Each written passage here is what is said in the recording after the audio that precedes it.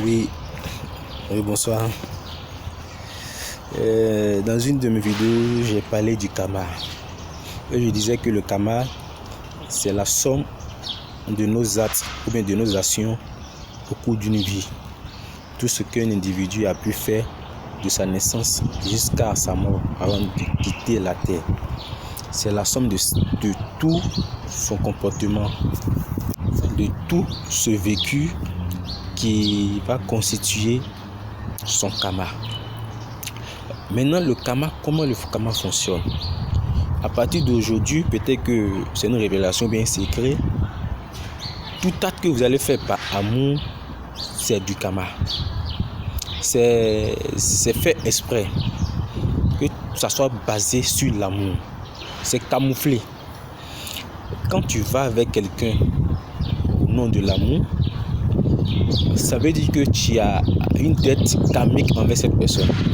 C'est un secret que je vous révèle aujourd'hui. Mais comment ça se passe, le karma? Une vie manifestée est basée sur des événements. Et le premier événement d'une vie, c'est le choix des parents. Papa, maman, c'est les deux choix d'abord. C'est le premier événement qui est là. À travers le karma de notre vie, c'est ce karma-là qui va permettre à l'âme de choisir son papa et sa maman pour pouvoir revenir sur la terre. On revient sur la terre, on ne revient pas sur la terre pour venir devenir riche. Ça, c'est une grave erreur. Ça, dans une autre vidéo, je vais expliquer notre mission de vie. Maintenant, quand l'âme revient sur la terre, l'âme va choisir son papa et sa maman. Pourquoi? Supposons que c'est un petit garçon qui est venu au monde. Le comportement que ce petit garçon avait envers son enfant dans une autre vie, c'est le même comportement que son papa va avoir envers lui. Si c'est ce petit garçon avait l'habitude de frapper son enfant, dans cette vie, ce petit garçon va avoir un père qui va le frapper. Et c'est comme ça le karma se déroule. Par amour. Mais c'est ton papa, c'est ta maman. Mais pourquoi il peut me sanctionner jusqu'à ce point? Non, c'est simple de comprendre. Ce que tu vas venir rembourser ça. Donc on commence par rembourser nos dettes karmiques à partir de nos pères et de nos mères. Supposons que je prends un enfant qui en a faire du n'importe quoi. Mais sa maman vient là, sa maman gifle son enfant. Mais aux yeux des autres, me dit, mais l'enfant est petit. Non, l'enfant est petit, oui. Mais c'est ce que cet enfant avait fait envers son enfant dans une autre vie. C'est comme ça la chose se déroule. Et quand souvent je vois cette histoire de ce problème entre... Souvent, quand je prends ce qui se passe entre les hommes et les femmes, où les femmes accusent les hommes, où les hommes accusent les femmes, c'est un peu... Ça me fait rire, moi, parce que tout le monde est sur des dettes karmiques.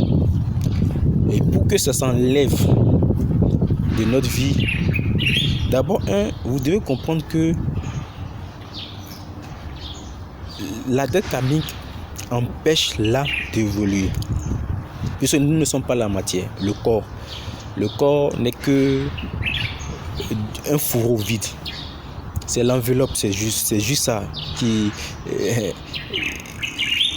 bon, si vous voulez, c'est une enveloppe qui contient l'âme.